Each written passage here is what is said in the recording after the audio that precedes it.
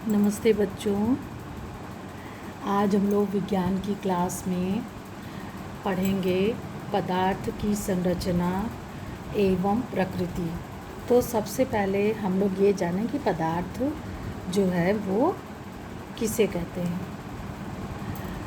पदार्थ या द्रव्य वह है जो स्थान घेरता है, जिसमें भार होता है और जिसे हम अपनी ज्ञानेंद्रियों द्वारा महसूस कर सकते हैं। ज्ञानेंद्रियां मतलब त्वचा, आँख, गंध, है ना, ये सब से हम लोग महसूस कर सकते हैं। तो पदार्थ अनेक सूक्ष्म कणों से बना हुआ जो है उसके बने होते हैं। इन सूक्ष्म कणों को परमाणु तथा अणु कहते हैं। ठीक है। परमाणु जो होते हैं, अब हम लोग ये जानेंगे कि परमाणु और अणु किसे कहते हैं। सबसे पहले तो हम लोग अणु के बारे में जानेंगे कि अणु जो है वो किसी पदार्थ की संरचना का एक अति सूक्ष्मतम कण है जो स्वतंत्र अवस्था में रह सकता है। ये जो है अणु जो है वो स्वतंत्र अवस्था में रह सकता है। ठीक है, रह सकता है। और परमाणु जो है, परमाणु पदार्थ का वह सूक्ष्म कण है जो स्वतंत्र अवस्था में नहीं रह सकता। ठीक है। तो हम लोग ये क्या जाने कि पदार्थ जो है अत्यंत सूक्ष्म कणों से मिलके बने हुए होते हैं, जिसे हम लोग परमाणु या अणु कहते हैं। अब बेटा अणु कैसे बनता है?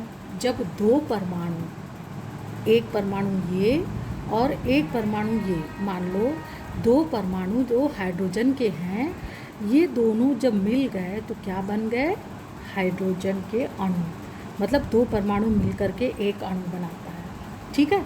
इसलिए परमाणु, सबसे पहली बात तो परमाणु स्वतंत्र अवस्था में रह भी नहीं सकते, वो रिएक्शन जरूर करते हैं।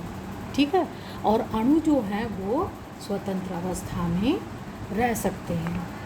अब आगे हम लोग ये देखेंगे कि पदार्थ की संरचना कैसे होती है और उसकी क्या प्रकृति होती है। सामान्यतः पदार्थ की 3 अवस्थाएं होती हैं। कौन कौन सी? पहला ठोस, दूसरा द्रव और तीसरा गैस। ठीक है, ये गैस। इन तीनों अवस्थाओं को, जो पदार्थ की 3 अवस्थाओं को एक दूसरे में परिवर्तित किया जा सकता है, जैसे ठोस, द्रव, गैस। इसका उदाहरण है क्या? बर्फ। बर्फ जो है इसका उदाहरण है।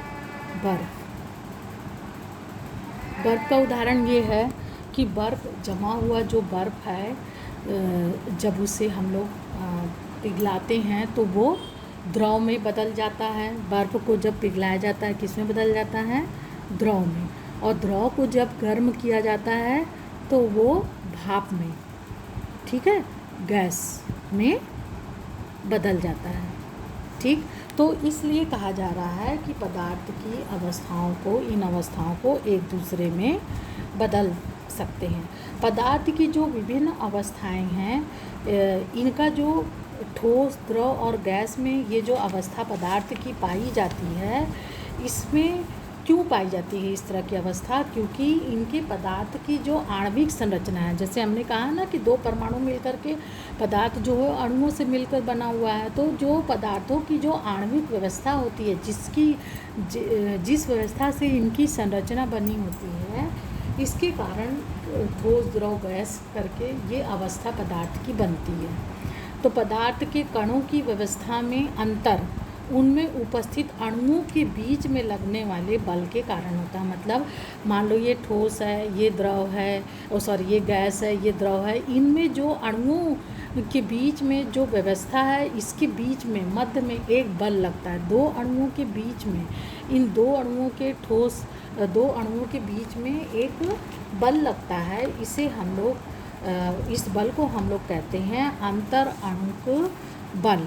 इस बल को दो पदार्थ के दो अणुओं के मध्य में पदार्थ के दो अणुओं के मध्य में बल लगता है उसे हम लोग कहते हैं अंतर आणुक बल। ठीक है, पदार्थ के ये जो चाहे ये ठोस के पदार्थ के दो अणु हों या द्रव के अणु हों या गैस के अणु के मध्य में जो बल लगता है उसके कारण इन सब की संरचना जो है वो बनती है, फिक्स होती है, ठोस की, द्रव की, गैस की। जिस अवस्था में ज़्यादा अणु, जैसे मान लो ये ठोस की अवस्था है,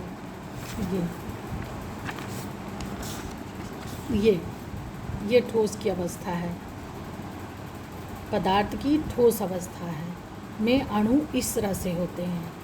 द्रव अवस्था में इस तरह से ठोस से थोड़े दूर दूर होते हैं अणु, और गैस में ठोस और द्रव से भी ज़्यादा दूर दूर अणु होते हैं, क्योंकि इनके बल में जो अंतर अणु का बल लगता है वो ठोस में अधिक होता है, द्रव में कम होता है। अंतर अणु दो अणुओं के बीच में के मध्य में लगने वाले बल को अंतर अणु बल कहते हैं ना। दो अणुओं के बीच के मध्य में द्रव में बल कम होता है और ठोस से, और गैस में ठोस और द्रव से भी कम होता है।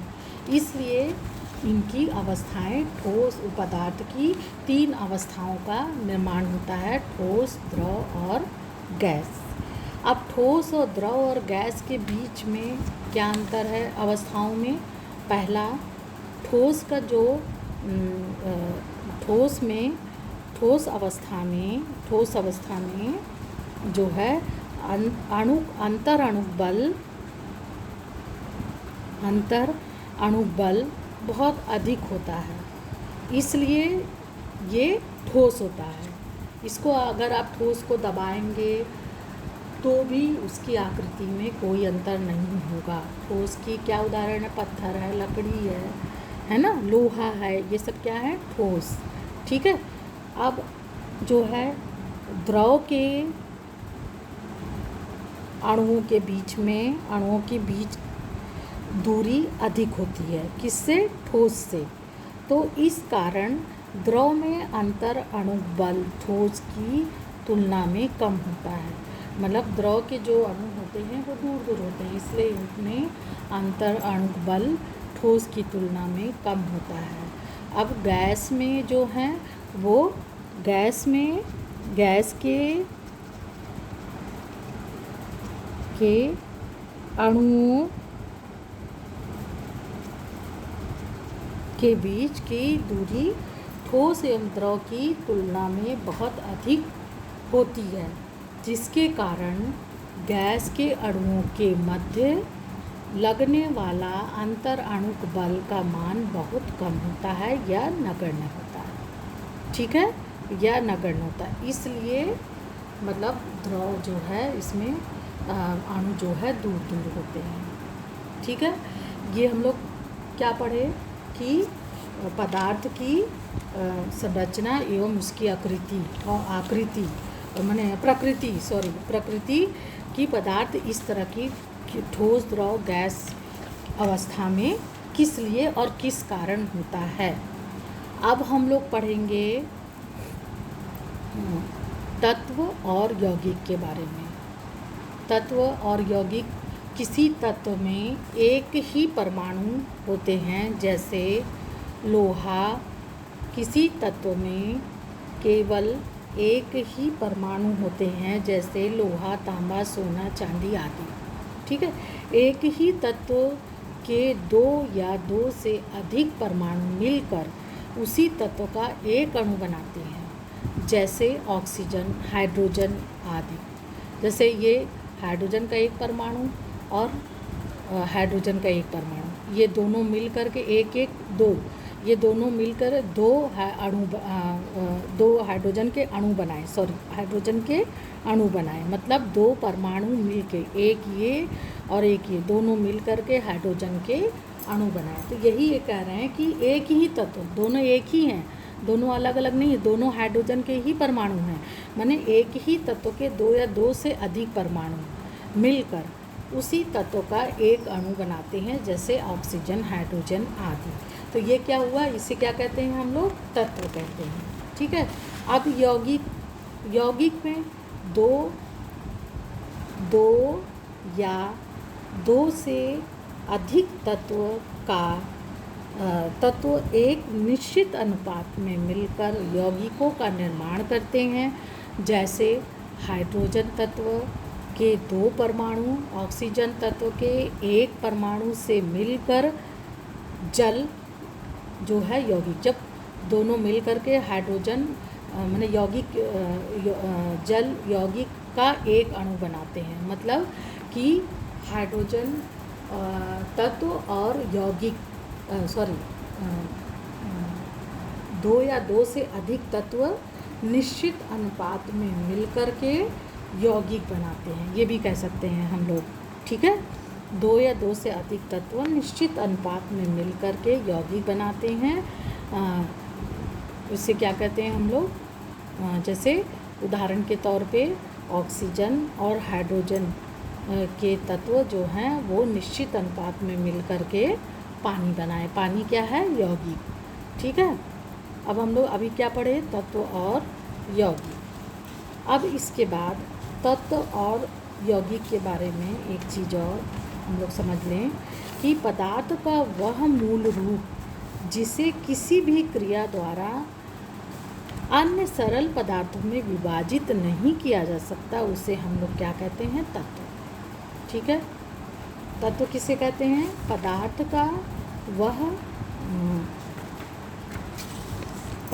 का वह मूल रूप जिसे किसी भी क्रिया द्वारा अन्य सरल पदार्थों में विभाजित नहीं किया जा सकता, पदार्थ का वह मूल रूप जिसे किसी भी क्रिया द्वारा विभाजित नहीं किया जा सकता, अन्य सरल पदार्थों में विभाजित नहीं किया जा सकता, इसे क्या कहते हैं, तत्व कहलाता है। वो किसी तत्व में उपस्थित समस्त अणु या परमाणु समान गुणधर्म वाले होते हैं। जैसे सोना है तो सोना ही होगा, सोना चांदी ये सब क्या है, तत्व है। ठीक है। ठीक है बच्चों, अब हम लोग पढ़ेंगे कि इसमें आपके कोर्स में बच्चों प्रतीक है। ठीक है। कुछ मैं प्रतीक बता रही हूँ, किताब में है, इसका पेज भी मैं सेंड करूँगी। इसे आप लोग इस प्रतीक को याद करेंगे और कॉपी में भी लिखेंगे। जैसे तालिका नंबर 3.1, इसमें हाइड्रोजन का H, कार्बन का C प्रतीक दिया है, फ्लोरीन का F, ठीक है, नाइट्रोजन का N, फास्फोरस का P, सल्फ़र का S, एल्युमिनियम का Al, आर्गन का Ar। इसी तरह से ब्रोमीन का Br, कैल्शियम का Ca, क्लोरीन का Cl, कोबाल्ट का CO, हीलियम का He, मैग्नीशियम का Mg, नियॉन का Ne और सिलिकॉन का Si जो है संकेत दिया है। कुछ जो है तत्व के प्रतीक जो है वो लैटिन नामों में हैं, दिए हुए हैं, जो निम्न हैं। देखो, सोडियम Na जिसका लैटिन नाम है natrium, copper cuprum, Cu iron, ferrum Fe potassium, kalium K, ठीक है, silver argentum Ag, gold aurum Au, पारा जो है पारा हाइड्रो एरगाइरम, ठीक है, ये है Hg। मतलब ये लैटिन नाम है, मैंने तत्व का अंग्रेजी नाम भी है और लैटिन नाम में है। कुछ तत्वों के जैसे सोडियम और ये कॉपर, आयरन, पोटेशियम, सिल्वर और गोल्ड और पारा का लैटिन नाम भी दिया हुआ है। और इसके अलावा आपको ये संकेत भी याद करना है, ठीक है। अंग्रेजी नाम के परमाणु के संकेत हैं ये। इसके अलावा आपको ये सूत्र कुछ दिया हुआ है यौगिक के, जैसे सोडियम क्लोराइड NaCl, ठीक है, कार्बन डाइऑक्साइड, सल्फ्यूरिक अम्ल, ये सब के कुछ सूत्र दिए हुए हैं किताब में। ये पूरा इसे भी लिख करके आपको याद करना है। ठीक है बच्चों, आज यहीं तक। इसके बाद अगली वीडियो अम्ल, क्षार और लवण के का होगा। आप इतना पढ़ करके और समझ लीजिए, और समझ के नहीं समझ आए तो मुझसे पूछिएगा।